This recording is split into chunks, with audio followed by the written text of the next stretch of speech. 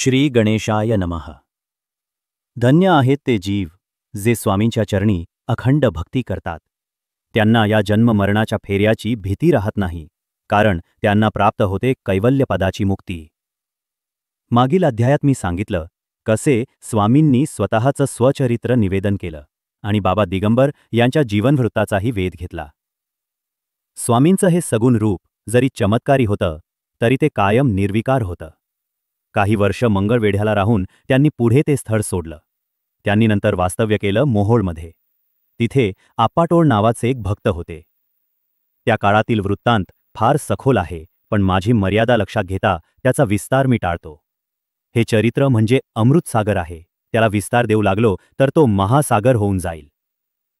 स्वामीटोळ कुटुंबासह अक्कलकोटकडे निघाले होते, पण अर्ध्या वाटेवरच आप्पाटोळ यांना परतावं लागलं। जाताना त्यांनी आपले सेवक स्वामींच्या सेवेसाठी मागे ठेवले आणि सांगितलं, जोवर आम्ही परत येत नाही तोवर स्वामींना इथून हलवू नका। पण स्वामी तर पूर्ण स्वेच्छेचे अधिपती। सेवकांनी मनवण्याचा कितीही प्रयत्न केला तरी त्यांनी ऐकलं नाही। ते निघाले आणि अक्कलकोटाच्या गावाद्वारी येऊन बसले। तेव्हा तिथे एक अविनीत मनुष्य होता। त्याने स्वामींची थट्टा केली, पण लवकरच चमत्कार पाहून तोही त्यांच्या सामर्थ्याने स्तब्ध झाला। पूर्वजन्मीच्या पुण्याच्या जोरावरच त्यांचा प्रवेश झाला चोळप्पा नावाच्या गृहस्थाच्या घरी। चोळप्पाने त्यांना ईश्वर मानून पूजलं आणि त्या पवित्र गृहात स्वामी राहू लागले। माझं हृदय भरून आलं जेव्हा मला समजलं ही घटना काही साधी नव्हती, ही त्या गृहस्थाच्या भाग्याची कमाल होती। स्वामींनी जणू कामधेनूसारखे आपले पाय एका दरिद्री भक्ताच्या घरी ठेवलं। ते योगसाधक जे जंगलात तप करतात, जे पंचाग्नीमध्ये बसतात, जे उपवास करतात, जे मौन धारण करतात, त्यांच्यासाठीही जे चरण दुर्लभ, ते चरण चोळप्पाच्या घरात स्थिरावले। चोळप्पा ना योगी होता, ना यज्ञकुंडात बसणारा, ना उपदेशक, ना पूजक, पण त्याच्याकडे होती शुद्ध निष्कलंक भक्ती, आणि म्हणूनच स्वामी तिथे आले। स्वामींचं रोजचं भोजन तिथे सुरू झालं।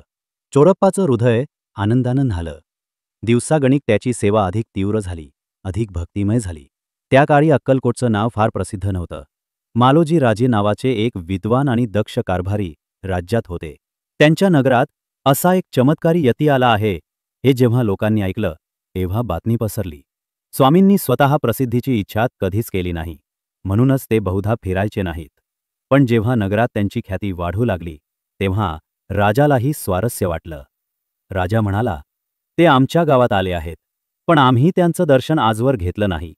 चला आपण भेटून येऊ।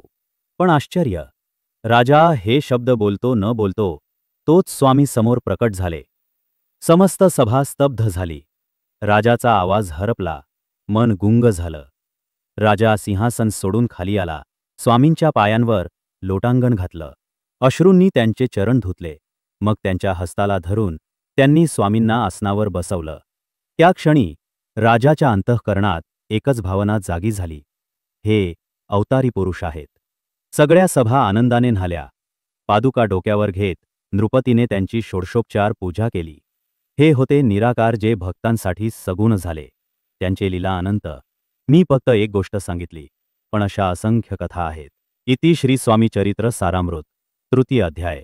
प्रेमपूर्वक सांगितलेली ही अध्याय कथा भक्तांसाठी एक पावन अनुभव आहे।